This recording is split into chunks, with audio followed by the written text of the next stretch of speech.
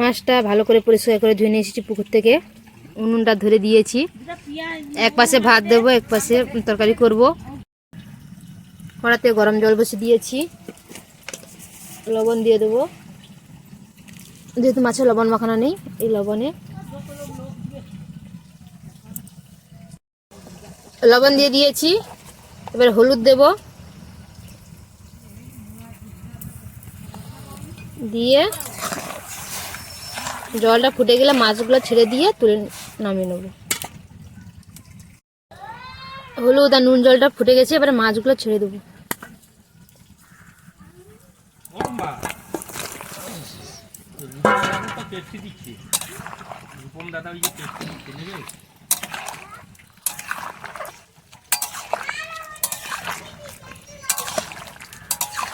এবারে ঢেলে নেব, আর বেশিক্ষণ ফোটাবো না,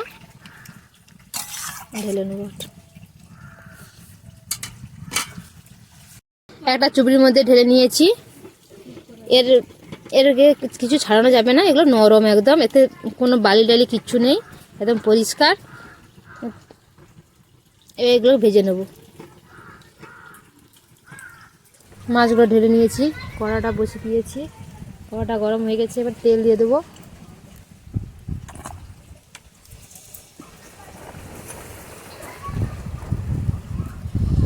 এই প্রচুর উত্তরে বাতাস হচ্ছে, বাইরে প্রচুর বাতাস লাগছে, তার মধ্যেও রান্না করছি।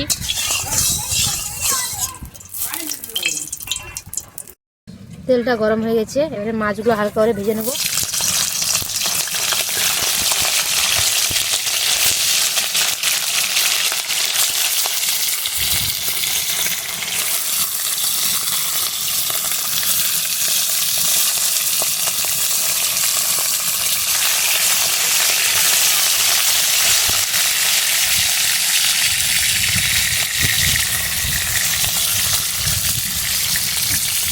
হালকা করে ভেজে নেব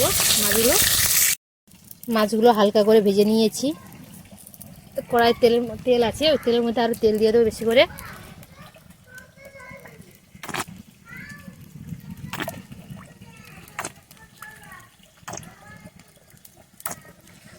বেশি করে তেল দিলাম, তেলটা গরম হয়ে গেছে। গোটা গরম মশলা থিতু করে রেখে দিয়েছিলাম, ওটা দিয়ে দিলাম তেলের মধ্যে। ভাজা হয়ে গেছে। কুচনো পেঁয়াজ,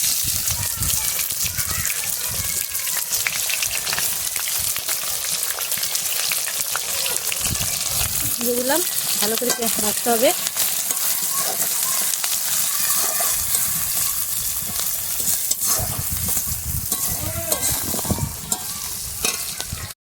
ভালো করে পেঁয়াজটা ভাজা হয়ে গেছে, এবারে বেটে রাখা রসুনটা দিয়ে দিলাম। ভালো করে রসুনটা কষে নিতে হবে, রসুনের মধ্যে যে কাঁচা গন্ধটা থাকে যেটা না থাকে, ভালো করে ভেজে দিতে হবে রসুনটা ভালো করে ভাজা হয়ে গেছে, এবারে আদাটা দিয়ে দেবো। কেমন না দাঁড়া গো, আমি একটু রান্না করে নিই, তারপর চান করে দেবো। আমার মেয়ে বলছে চান করবো। আদাটা দিয়ে দিলাম, আদাটা দিয়ে ভালো করে মশলাটা কষে নেবো। মশলাটা ভালো করে কষা হয়ে গেছে, এবারে টমেটোটা দিয়ে দেবো, ভালো করে কষে নেব। ওর মধ্যে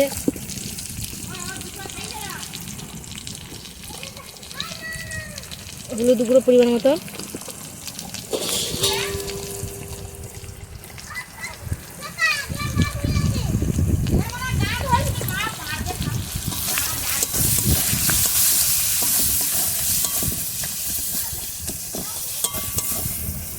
দাঁড়ানি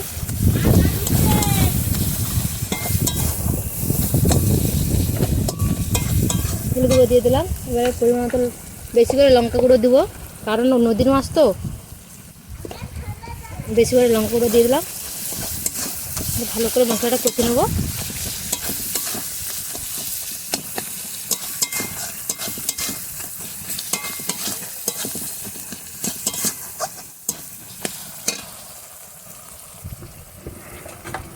মশলাটা পুড়ে যায় না, যাতে যেন যায় তাতে অল্প জল দিয়ে দিলাম,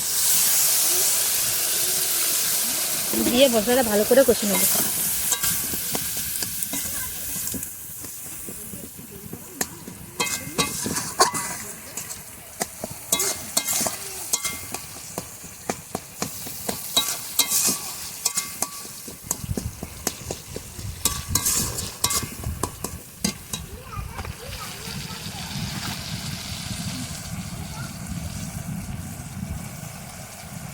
মশলা গা থেকে দেখুন সুন্দর তেল ছাড়ছে।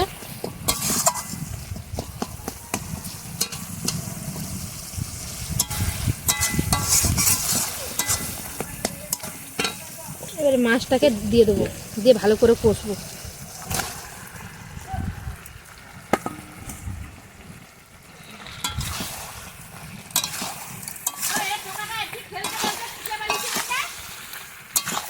পুরো মাংসের মতো রান্না হবে।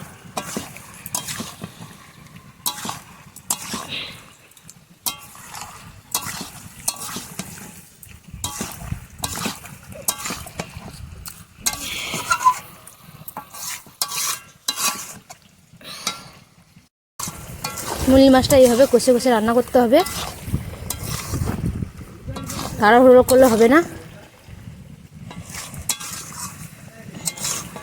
এই রেসিপিটা যদি আপনাদের ভালো লেগে থাকে তাহলে অবশ্যই লাইক করবেন, শেয়ার করবেন, কমেন্ট করবেন। লাইক আর শেয়ার করলে আমাদেরকে আর একটা ভিডিও তৈরি করতে খুব উৎসাহ দেয়। বন্ধুরা সবাই ভিডিও দেখছো কিন্তু আমাকে কেউ লাইক করছো না। আমি কিন্তু সবার লাইক করে দিচ্ছি, ফুল ভিডিও দেখছি। পুরোদের বন্ধুদের জন্য অসংখ্য ধন্যবাদ থাকলো। আর নতুন বন্ধুদের কাছে অনুরোধ করছি সাবস্ক্রাইব করার জন্য।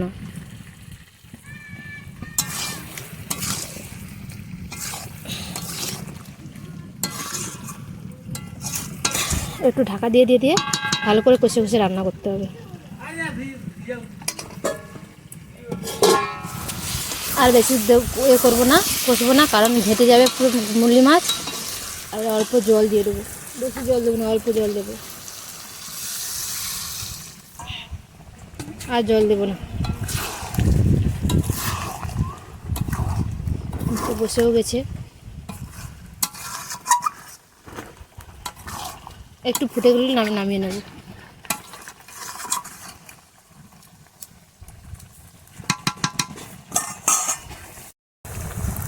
বন্ধুরা দেখুন তরকারিটা কত সুন্দর ফুটছে, তরকারিটা হয়ে গেছে। তরকারির কালারটা দেখুন কত সুন্দর হয়েছে, আর গন্ধটা খুব সুন্দর বেরিয়েছে।